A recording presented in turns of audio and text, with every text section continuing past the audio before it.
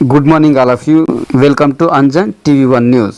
కూటమి ప్రభుత్వం తీరును ఖండించిన మడకశిర నియోజకవర్గం వైఎస్ఆర్ కాంగ్రెస్ పార్టీ సమన్వయకర్త ఎస్ఎల్ ఈరలకప్ప.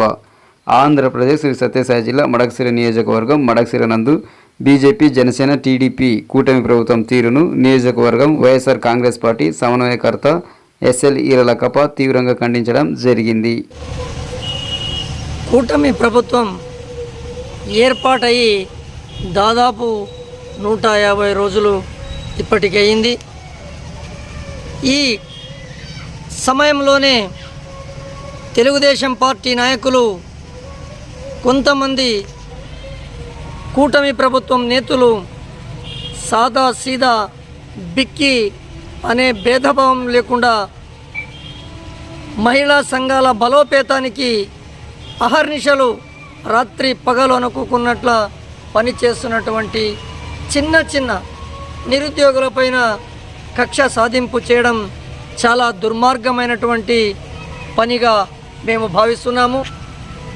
గతంలో మీరు చూశారు జగనన్న గారి పరిపాలన ఏ విధంగా ఉంది, అంతకుముందు కాంగ్రెస్ పరిపాలన ఏ విధంగా ఉంది అనేది మీరు కళ్ళలారా చూసినారు. ఈరోజు ఒక కూలీ చేసుకొని జీవిస్తున్నటువంటి వివో అనిమేటర్ల పైన లేనిపోని కక్ష సాధింపు చర్యలు తీసుకొని వారిని అమానుషంగా తొలగించడం చాలా హేమమైన చర్యగా మేము పరిగణిస్తున్నాం. కాలం ఒకే రీతిగా ఉండదు, ప్రభుత్వాలు ఒకే రీతిలో ఉండవు, ప్రభుత్వాలు మారుతూ ఉంటాయి, కాలం మారుతూ ఉంటుంది. ఈ విధమైనటువంటి దుశ్చర్యకు పాల్పడినటువంటి సందర్భంలో మీకు ఇటువంటి మార్పు రాదా అని నేను అడుగుతున్నాను.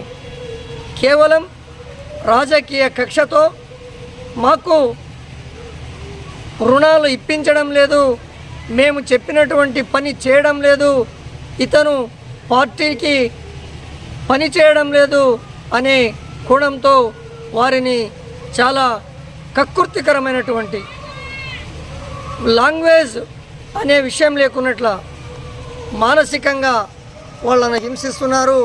ఇది చాలా దుర్మార్గమైనటువంటి పనిగా మేము పరిగణిస్తున్నాము. ఆ విధంగా ఈరోజు మీరు ఇచ్చినటువంటి పనిష్మెంట్ గత 5 సంవత్సరాలు అయిన తర్వాత కూడా మీకు ఇది తప్పదని మేము హెచ్చరిస్తున్నాం.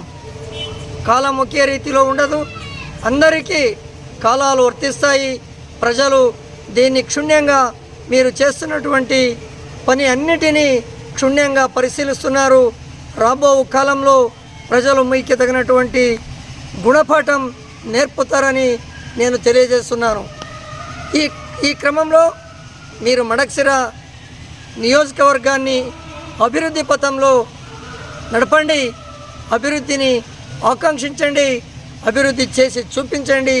అప్పుడు ప్రజలు మిమ్మల్ని నమ్ముతారే కానీ మీరు సూపర్ 6 అని అధికారంలోకి వచ్చిన తర్వాత సూపర్ 6 లేనిది మాయమాటలు చెప్పి ప్రజల దగ్గరికి వచ్చి ఇటువంటి దుర్మార్గమైనటువంటి పాలన చేయడం మీకు తగదని నేను హెచ్చరిస్తున్నాను.